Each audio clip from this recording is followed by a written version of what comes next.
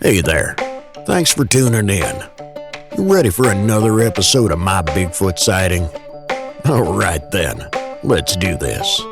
Seen a bunch of rundown no-horse towns where the church is the backbone, loves in the plow, and the five-string melodies grooving, with the farmland rows where the roots run deep, beyond the noise of the busy streets, where the songs of the South are soothing.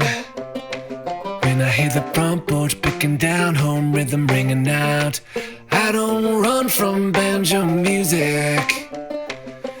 Yeah.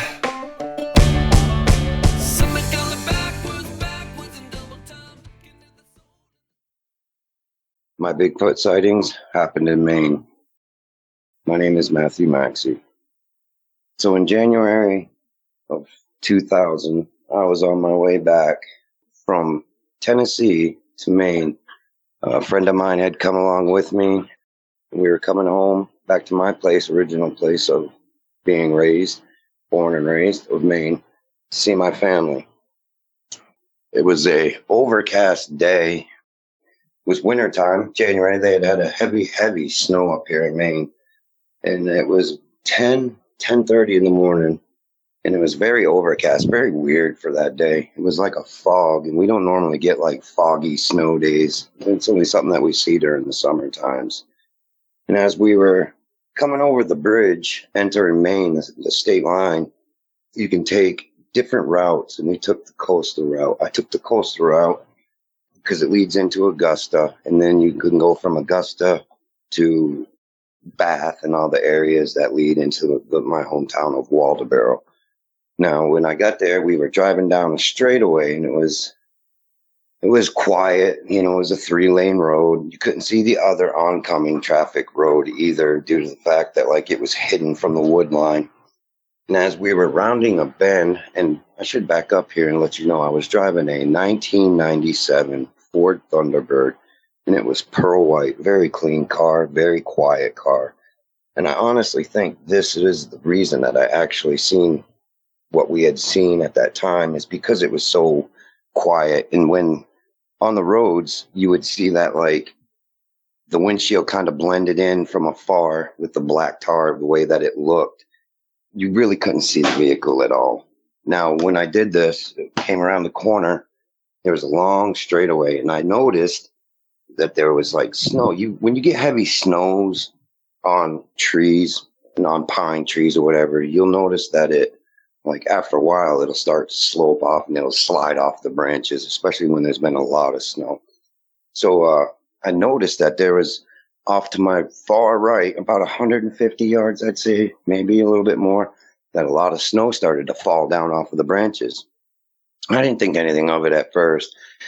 And then as we started driving closer, I seen something start to come out from this tree line. Now, the tree line was all sloped hillside that was on the right of us. It was, I'd say, 20, maybe 50-foot embankments all the way up, and it was kind of like sloped, and you had the huge pines, and Maine has some really large pines.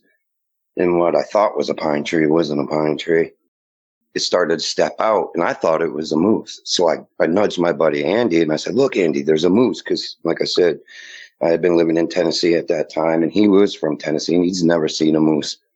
So we're almost like 2 points coming to a section here. While I'm driving down there, I'm starting to slow down. It's like if you hit a moose, then they'll destroy your car. A lot of people get killed by hitting moose every year. So he's looking, I'm looking, expecting to see this moose come walking out. It wasn't a moose. What we saw was just unbelievable. Out from the wood line, like, just seemed to like materialize out from this, the branches and the snow in the background, like, was what you only hear in myths and on TV and everything else. It was a Sasquatch. It was Bigfoot. And I was just blown away. My first thoughts were like, oh my God. And Andy, he's sitting beside me. He's screaming. And I can't say what he's screaming, the words that he's screaming. I can say that he was like, "What is that? Oh my God, what is that thing?" And he's grabbing me. Now we're still driving towards this thing, and it's walking down the embankment towards us. like to our right side on the passenger side, and like I'm slowing down, and we literally meet in the middle. Like this thing walks out and it's in the middle lane, and it's looking at us, and we're looking at it, and we're stopped, and I'm like literally 10, 15 yards from this thing. It's like I still get emotional just talking about it, because like I like yeah, it's something that you just don't believe until you see it. And this thing is sitting there looking at us, like kind of hunkering down, looking at me. I'm looking at it. Andy's screaming. You know, he's saying, "What is that? What is that?" And all I could say was, "It's a Bigfoot. You know, it's a Bigfoot, Andy." And this thing turns around, it spins around, and it leaps back, like takes two huge strides back across the road. Now this is a 3-lane highway. These lanes are big, you know, like they're not like no small little lanes. And it's back up on the middle of the embankment, and it sits there and it's looking at me, and it's like, you know, it just gave us this look like, what are you gonna do? You know, like whatever you do, make sure you know you're going to go through with it, because it's going to be your last move, you know. And I didn't plan on doing anything, that's for sure. So it walks back up, and it stops, and it turns, and it looks at us again, and then it turned, and then it walked into the wood line and just disappeared. Like it was the craziest thing I'd ever seen. And the fact that when it I want to describe how this thing looked. Like when it came out, I originally thought it was a moose, just because of like the way the leg came out. This thing was massive. I am talking massive. I honestly had to like collect my thoughts when we had seen this, because I was like, are we in a movie? Is there something, like, are they filming here? Like there's no way that nobody's filming something right here, because they'd have like people blocking off the roads. Did we drive onto a movie set? You know, what is going on here? Now I want to describe what we saw. This thing, look, I don't know. See, I'm a hunter, trapper, fisherman. I used to be. I'm be 50 years old this year, and Lyme disease kind of messed me up pretty bad. So I don't spend as much time as I used to out in the woods, or I want to. And anybody who's had Lyme disease or knows somebody who's had it, they can understand exactly what I'm speaking of. But I want to describe this animal, this creature, but I really don't think it's an animal. If anybody's ever seen an Irish setter or a red-bone coonhound, that was the color of what this thing looked like. It had longer hair on its arms, a little bit longer hair on its legs down at the lower part. It had just massive muscles. This thing was at least, I work with numbers, or I used to work with a lot of pipe.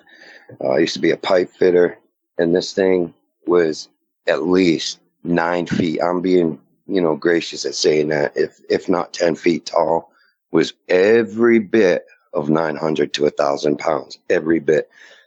I've seen black bear, I've seen grizzly bear, tigers, lions. I've seen all these things, and this thing dwarfed them. It was like, it was like me standing next to my kid when she was 5 years old, 7 years old. It was just massive. The shoulders, it was built like, I'd say a professional bodybuilder, like, or a wrestler, more like a wrestler, because they have bulk, but the muscles were ripped. The shoulders were ripped. The arms were ripped. The legs were huge and ripped. The solar plexus was the only thing that didn't have ripped out muscle. It was more like a rounder solar plexus, like those deadlifters get.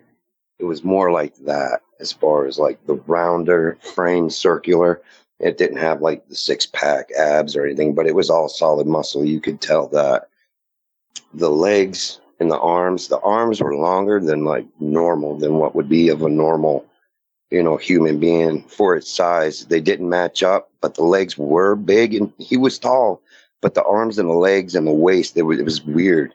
It was like his legs were huge too. Like his legs, and this is no joke, whereas the calves on this thing's legs were as thick as telephone poles. And I kept saying that to Andy. I was like, look at the size of his legs. Look at the size of his calves, Andy. They're huge. And like when he moved, like you could just see the muscle burning out of his legs. It was insanity. in his arms. Like, there is no doubt in my mind this thing could pick up a human and just literally tear a human in half. No doubt at all. Like, it's the power and just pure immense strength that this thing had was just mind blowing. Aside of the fact of the speed, like I said, I've seen a lot of wild animals. I've dealt with a lot of wild animals, and I've seen them run, in fear or just, playing around or whatever. And this thing was so fast, it was not humanly impossible. I've never seen something move so fast and so graceful for its size in my life. The head, what I saw, and I hear a lot of people say, it looked like a monkey to me. It looked like this. The only thing that I say that it looked like a primate to me was the fact that it had hair all over its body. And I'll say this once, and I've said it twice.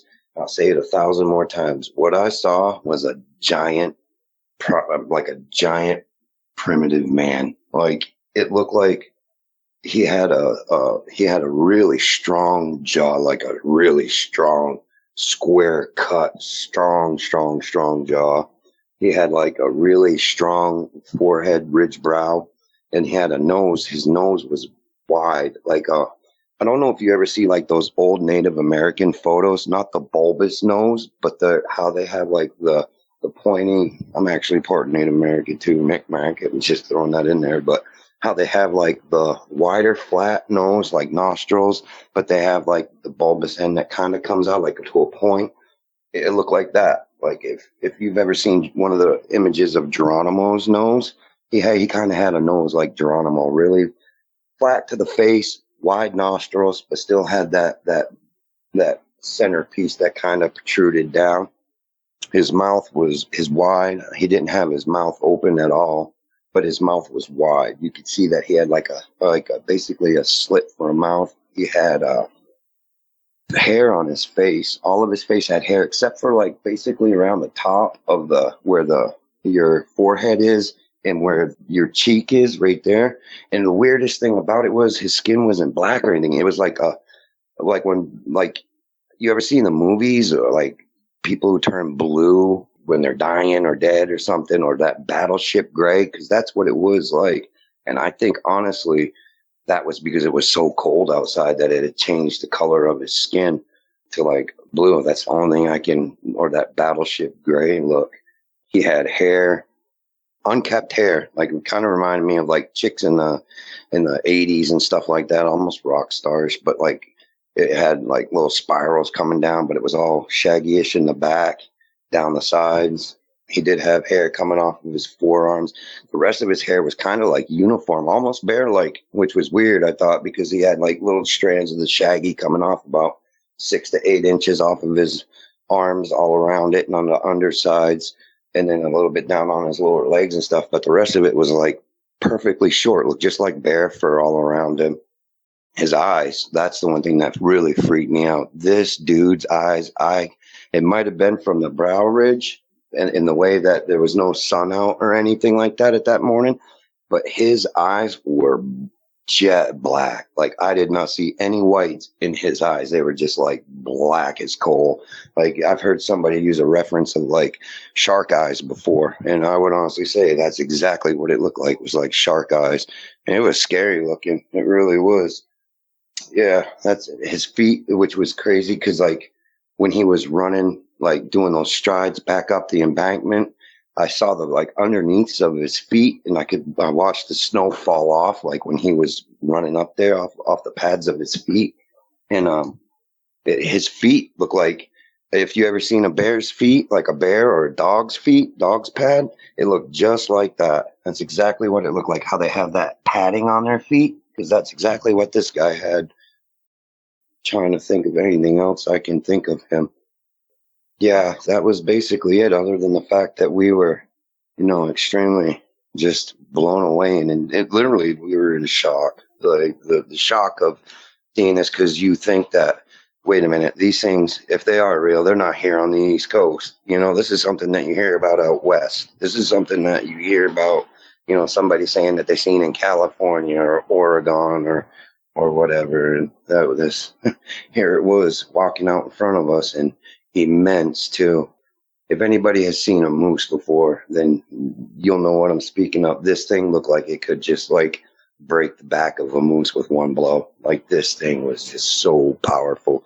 His arms were just like, you can't even fathom it. And I hear people saying, "Oh, I see in a Bigfoot this, or I see this and that," and they'll show a shadow or something. Like, I'm like, that's not a Bigfoot. And if you've ever seen one, you'll know, because what I saw was just huge, an adult male. And I do think it was a male, just by I didn't see any male, like female breasts. And I didn't see any genitalia. I honestly can't say that because I wasn't like looking focused at see if it was male or not, but you could tell he was male just by the way he was built with his powerful chest and everything else like that. And just the persona and aura he gave off was just like that. It was definitely male.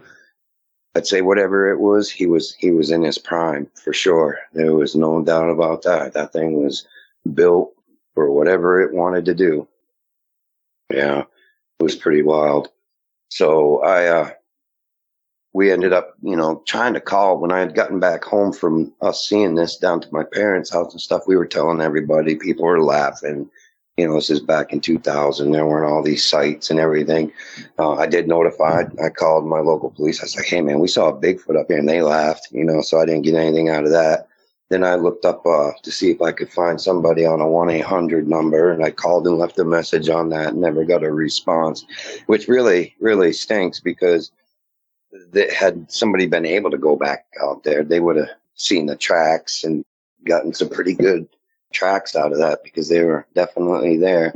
And I just wish that somebody else had kind of been on the roadway while that happened at that moment to have seen that too, or maybe they could have seen somebody or known something to do. But yeah, it was pretty amazing. The other thing is, like, this wasn't just my first experience of having this happen. So later on in years, I ended up getting, because I was married, living down in Tennessee at that time too, when I had gone back, and I ended up getting a divorce and coming back home. Now, I didn't think anything, it took me a long time.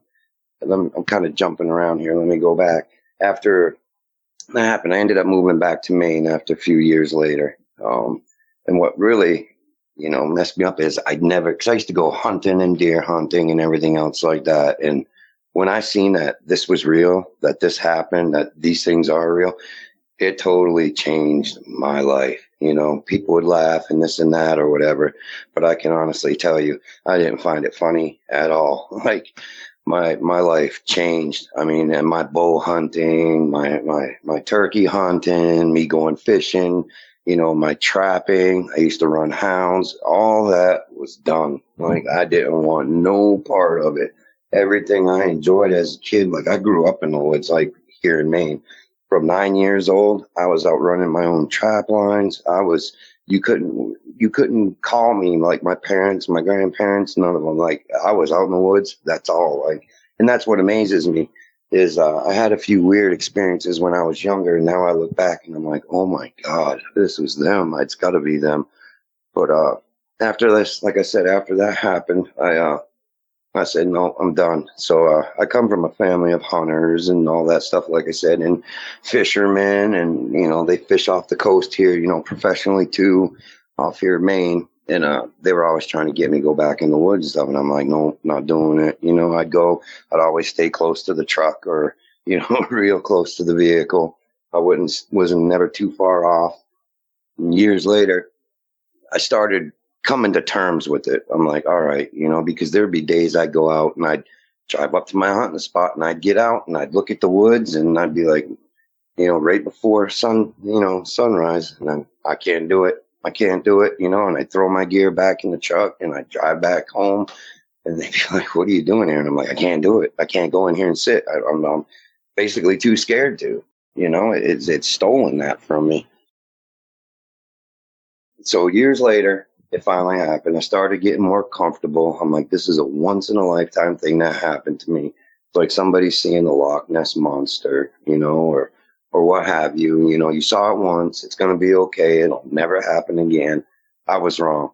So we're talking about 2000, the years of 2014 and into 16. I started going back hunting again, and I started doing coyote night hunting because we've been having a lot of coyotes here, and people are asking me to start taking out the coyotes because of the deer that they would yard up deer here in our area, deep snows, and they would just slaughter them. So I'd gotten permission to go into this one area to go deer hunting, and they told me about the coyotes, and we noticed a big decline in our deer, huge decline. Everybody was always pulling out every year. There'd be about 20 guys that would go there, and they'd all pull out nice bucks, myself included. And we noticed this huge decline of the deer. Nobody could see deer. All the areas where the deer trails would come, I knew a lot of those, and you'd only see a couple of them. They were like, what is going on? So we waited, and they got a hold of me, and I said, yeah, I'll go in, I'll clean them up this January, which is crazy because this is when my other sighting happened, was in January, of course. So I grabbed my nephew, and I got the Fox Pro collar, and it's got like 400 and something calls on there, basically every game animal, and it's also got like, distress sounds of all types of animals, from woodpecker to puppies to you name it, everything. And we got out there, and it was this night, and it had been snowing heavily again. A lot of snow out there, so I could see the deer trails where they were coming through, and there wasn't very many of them at all. We were going around with our spotlight looking, and you could just see all the old trails were empty. The ones that you did see, you could see 2 or 3 different sets of deer coming through, and they had just been decimated. We couldn't figure out why, because I'd been out there calling, a couple of times prior, and I only had a couple of coyotes come in. Normally, you hear them coming from this way and that way, or you'll see, a good amount when the area is filled with them. Didn't see much of anything. So I've got my 12-year-old nephew at the time. His name is Brandon, and he was with me. And we got this nice little setup area where you could pull our vehicle down and walk down into these gravel pits areas, and slope with these mountain sides, and then it goes into swamp areas. Really, really great place to hunt any kind of game. And I set up the collar out there, and then I had my it's like a fake rabbit that you put on this gyrating wire, and it'll move around. So I did the snowshoe hare and distress call. Now, when we got out there that night, the whole energy was just off. It just felt so weird. Like, seriously, the air felt, I don't know if anybody else has felt this, almost like electrifying, where you could just feel like off. It was just like really off, and my body felt off, like everything, just like you could just touch the air and feel it. I thought that was odd. My nephew did too. And we get down there, and I set everything up. And I think it's like 1 or 2 in the morning when we were out there doing this. And so I hit the collar, snowshoe hare, and all of a sudden I didn't get no response. We're sitting there. Then I wait about 15 minutes, and then I hit it again.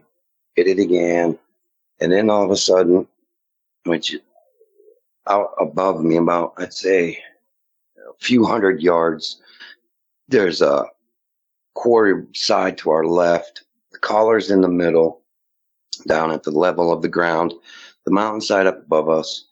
And all of a sudden, this roar comes, just roaring, like it echoed everything. You just heard this. Like, I can't even do it. It was so long and so loud. And you can just hear it echoing through the night. Like, and my nephew looks over me, and his face drops white. And I look at him, and he's like, what was that? And I was like, you know exactly what that was. And then it does it again. And it was more like the second was like a howling roar, like a howl. And he freaks out, my nephew. I freak out. I'm like, oh my God, it's happening again.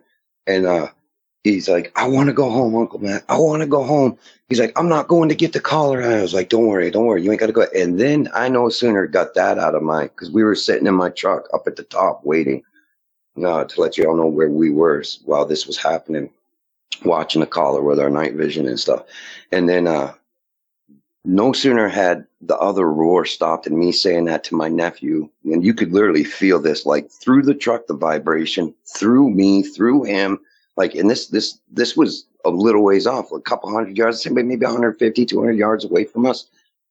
And then out up above us to the top of the hill on the on the left, far left, my left, far left side, you heard this other one. And there's a call out there that sounds just like these two calls that happened, that roar and that howl. Somebody caught one from Maine and they put it on YouTube. And I was like, man, I'd like to know who that was, because I'm wondering if they didn't catch that howl of when we were out there hunting, because it sounded identical, except there was the other one behind it.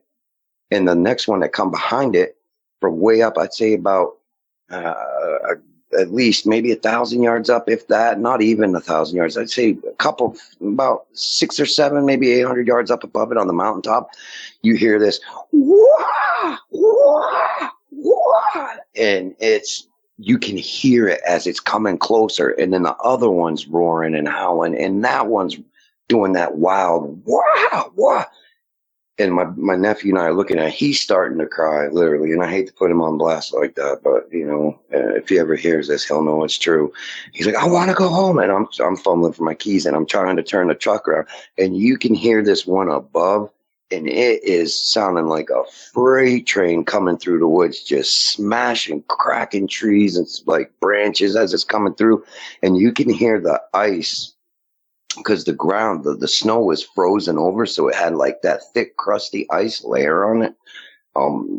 People I'm sure who know snow know that what I'm talking about. And you can hear, like, as it was breaking through the ice, as it was like running or whatever, it would go crunch, and then you'd hear this pause, crunch, and like as it's running, each foot going through, crunch, pause, crunch, pause, and the snap in the branches. So we ended up like leaving everything there for that night, leaving and getting back. And he's like, I thought you were joking. I didn't think they were real. And that kind of like, I'll never forget it. I told him, I was like, I wasn't kidding you, kid. Like, this really happened to us, and they're real. They're out there. So we ended up like going back to the house. I had to leave my gear there. We come back the next morning. Pick up all the stuff. Can't really, you come back the next morning and you don't even realize, you're like sitting there, you're still in a shock, because you're like, this really happened again, like this is crazy. And they're here, like they're closer to home. It's just crazy. And I don't even, didn't even know what to say. So, we started telling, family and friends and stuff about it. And I did some research and everything. And I found out that like our town, back when it was first created, I guess, the town of Waldoboro, which is borderline Warren, this is where this stuff happens, had sightings way back when. There's people who, like, that's in our town records, and it's also online now, that like they've seen them here. One man down the road had caught one when it was younger, back in the like 1800s or 1700s or something like that. That they're very common and been known to be around this area, which is just mind blowing to me. Yeah, I'm trying to think of all the things, so we're just telling. I go around and I'm starting to tell people, I had this, I put it on YouTube, and I had a couple people interview us or interview me and asking questions and this. And then I had people, calling me and saying, hey, man, I didn't want to tell anybody or anything else like this, and messaging me on Facebook. But I had a sighting over here, and I was on the old Augusta Road. And when I was coming back from a party, this thing come out of the swamp, and it chased me. I had to hide in a culvert in the water, wait until the next day to get out because I was so scared.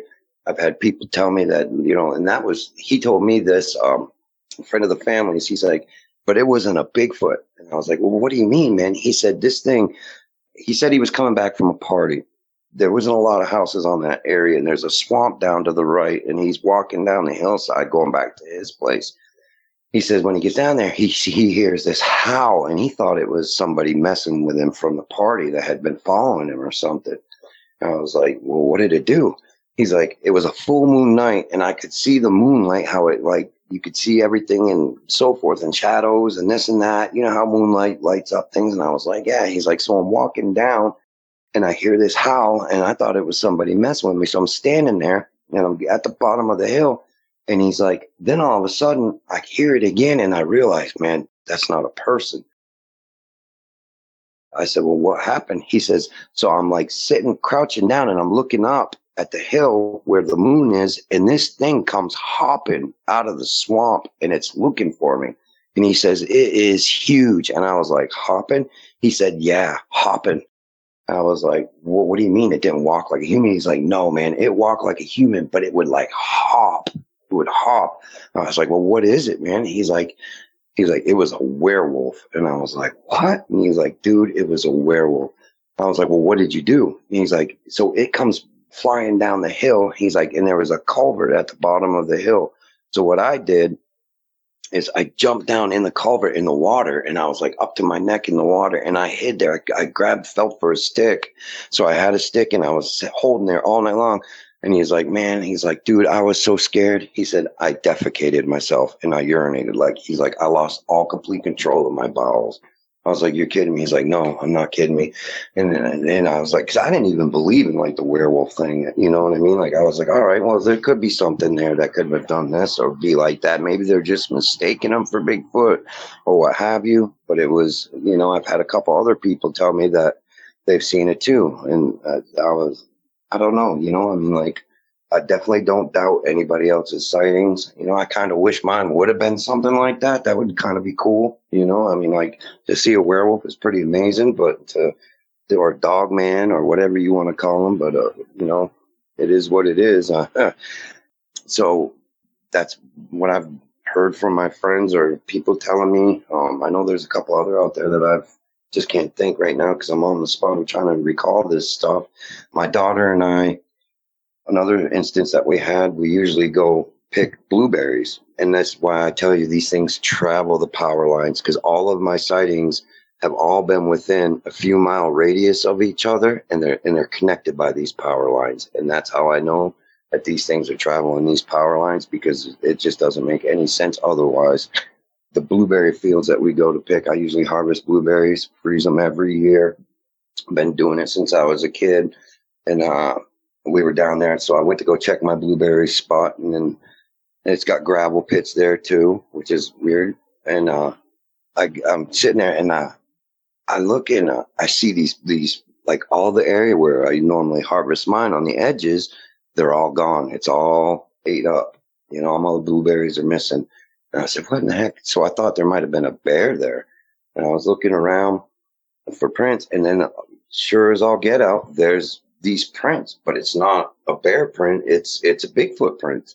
There's the footprints in the sand, which I tried to cast, and I couldn't get a cast of it because the sand kept collapsing in itself.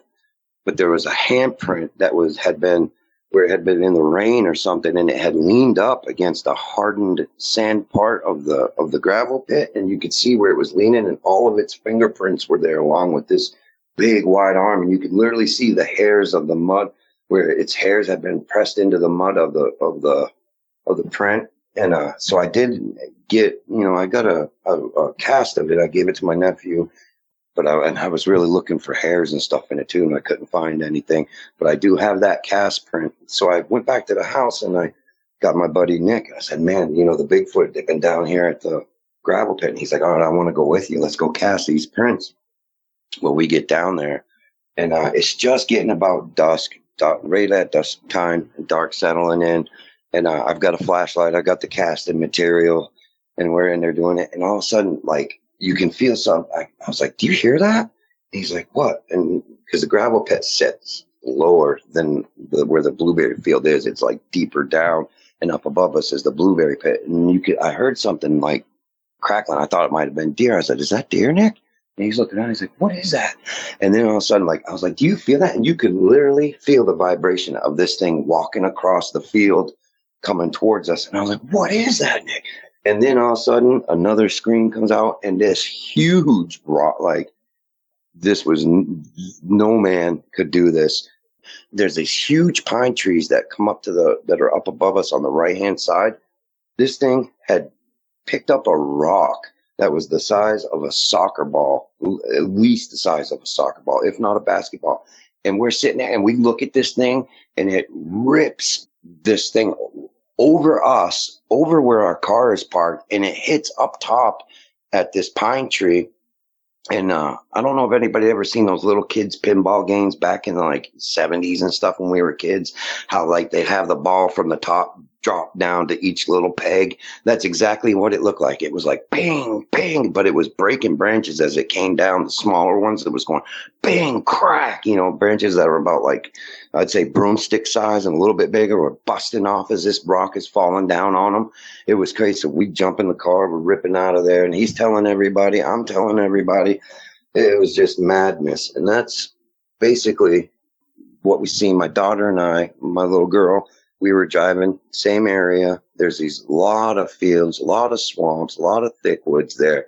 Then you have the opening with the blueberries. You have the travel ways that I know that they're going through, the power lines.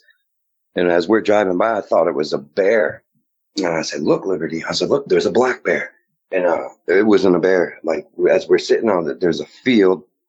And I pull the car off and I'm watching it. And it's one that's about my size, and it's like sets up, and I'm like, she's like, Dad, a Bigfoot. And I was like, yeah, it is. And I tried to get my camera out, which it was an iPhone at the time, to zoom in, but they didn't have like the far enough zoom, so it looked like a black blob basically. But you could see it if you wasn't looking through the phone. You could literally see this thing sitting over there, and there was like a log over there. It was at right at the base of like where the woods started to go in. And it was like walking around like in this little area. And I couldn't explain of like what it was doing prior, because like it would put its arms out. Like it was like how you would like throw your arms up, but your palms are face down. Like it was going like weird motion, like back and forth, like walking around. And I was like, what is that thing doing, man? She's like, I don't know. And then, so I kind of figured, I was like, why is it making that motion like that? Like almost like you would be shooing something off. Like you ever seen like in the movies or an old lady something try to shoo off something with her palms are face down, but the backs of her hands are like flowing outwards. And I got to thinking that thing's probably shooing off like, I think it was shooing off horse flies, because we get horse flies around these areas, and they put a big stinging on you. I don't know if anybody's ever seen horse flies. I'm sure people on the East Coast, if they're listeners, they know what horse flies are. And I honestly think that that's what that thing was doing. It was trying to like either shoo out them or the black flies or whatever. But yeah, those are my experiences. And my name is Matthew Maxcy, and that's what I have to share. Well, that's it for tonight's show. If you've had a Bigfoot sighting and would like to be a guest, please go to mybigfootsighting.com and let us know. Thanks for listening. Have a great night. Seen a bunch of rundown no-horse towns where the church is the backbone, loves and the plow, and the five-string melodies grooving, with the farmland rows where the roots run deep, beyond the noise of the busy streets, where the songs of the South are soothing. When I hear the front porch picking down, home rhythm ringing out, I don't run from banjo music. Yeah. The sound of a memory brings me back to the bluegrass playing on my dad's 8-track. His pickup man had been through it, getting through the day on Scruggs and Skags, booking A bales to those Tennessee jams. There's no other way that I do it. When I hear the front porch picking down, home rhythm ringing out, I don't run from banjo music. Yeah.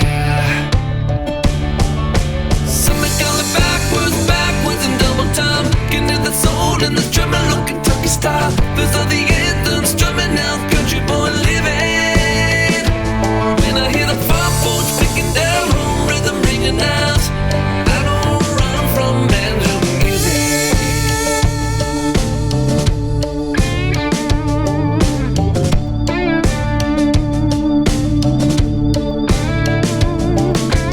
Pace of the city life drives me wild. The only tune is the cars rushing by, with the bass on the stereos booming.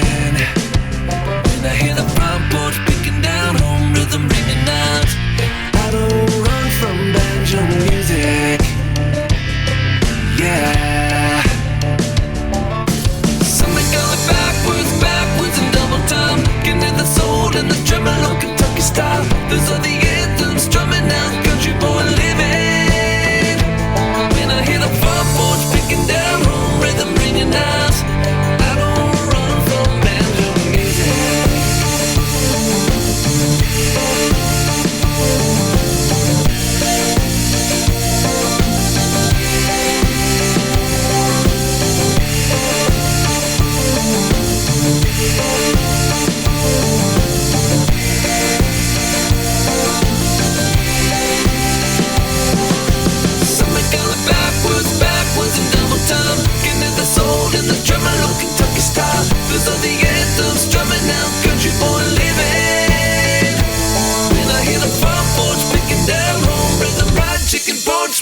mama's best sweet tea. Got the sound